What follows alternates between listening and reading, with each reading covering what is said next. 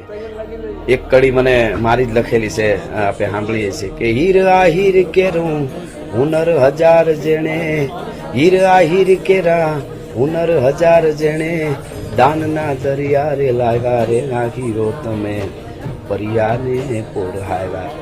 એવા સમૂહ લોક નમસ્કાર, જય હિન્દ, જય માતાજી. આહીર આહીર એના માટે મેં તો ઘણા બધા ગીતો લખ્યા છે, ઘણી વાતો કરી છે, પણ મહારાષ્ટ્ર એવડો મોટો અદ્ભુત ઇતિહાસ રહેશો એના વિશે મને પહેલાં એમ થયું કે થતું તો હું વિડીયો મૂકું સોશિયલ મીડિયામાં. મુંબઈ હતો એટલે ત્યાંથી આવ્યો એટલે એમ થયું કાલે.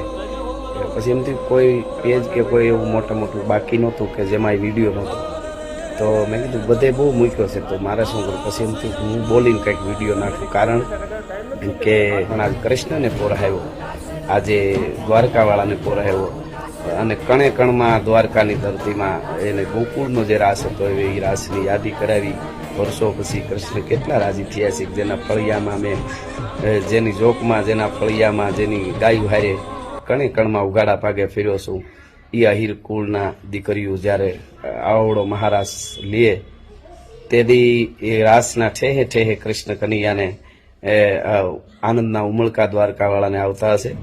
તો અદ્ભુત બધા જ રાસ રમવાવાળા આહિર કન્યાઓ, આહિર માતાઓને મારા પ્રણામ.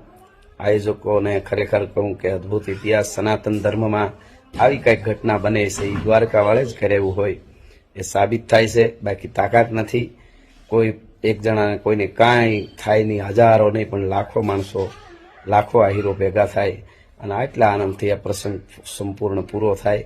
તો આવો, એના માટે અભિનંદન તો આપું જ છું, પણ આવા આ આધ્યાત્મિકતાથી જોડાયેલા ઉત્સવો ઉજવાતા રહીએ એ દ્વારકાવાળાને, જગદંબાને પ્રાર્થના.